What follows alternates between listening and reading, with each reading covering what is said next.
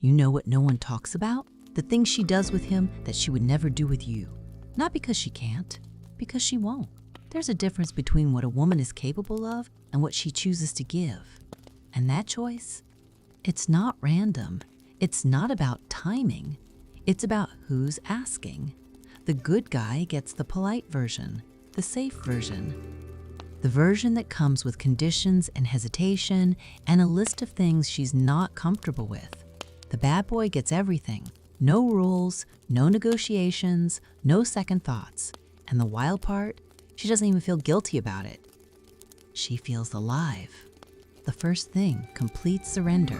With you, there are boundaries. Lots of them. She'll tell you what she doesn't like, what feels weird, what she's not ready for. And you respect that because you're supposed to. But with him, there are no boundaries. She doesn't think, she doesn't analyze, she doesn't pause to ask herself if this is a good idea. She just does it. Not because he's more attractive, not because he's better in bed, but because something about him makes her brain shut off. And when the thinking stops, the body takes over. That's what surrender looks like. It's not about trust, it's about letting go of control. And women only let go with men who make them feel like they have no choice. The bad boy doesn't ask permission. He doesn't negotiate, he takes. And in that taking, she finds something she can't find anywhere else. Freedom. From expectation, from judgment, from the pressure to be the version of herself that everyone else needs her to be.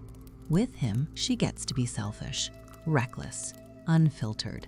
And that version of her, she's capable of things the good guy will never see. Not because she loves the bad boy more, but because he doesn't make her think about whether she should. The second thing, complete honesty about desire. Here's what's uncomfortable. Women lie about what they want, not on purpose, not maliciously, but they do. They tell you they want romance, connection, a man who listens, and they mean it to a point.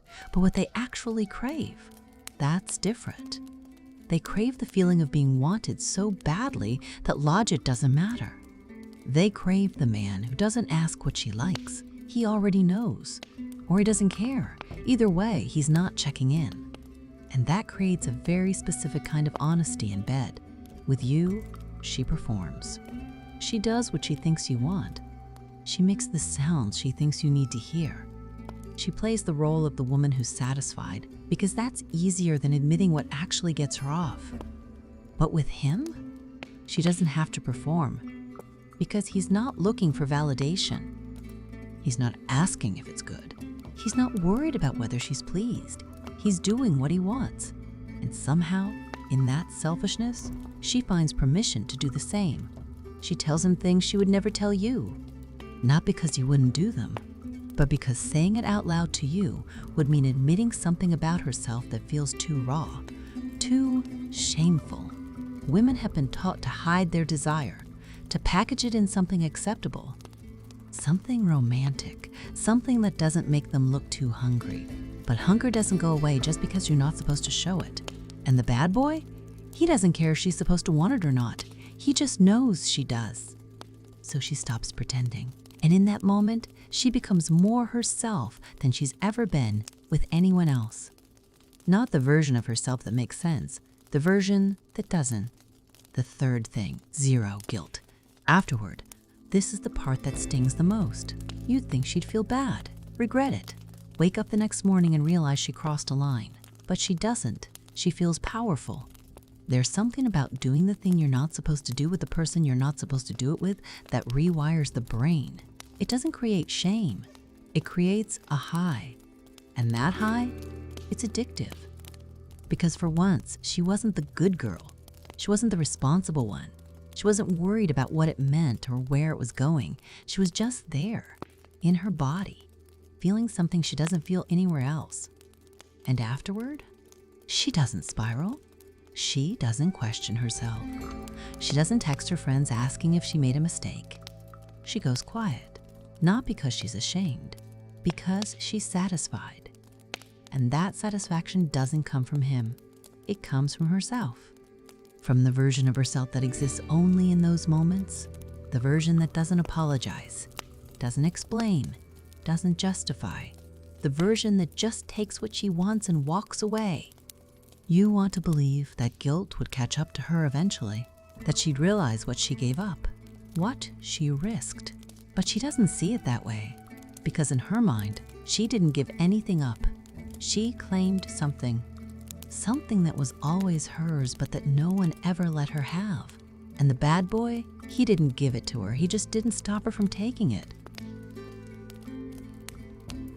What this means, you can't compete with that, not because you're not good enough, but because what she's chasing isn't about you at all. It's about the part of herself she's not allowed to be anywhere else. The part that doesn't think, doesn't plan, doesn't care about consequences, the part that just wants.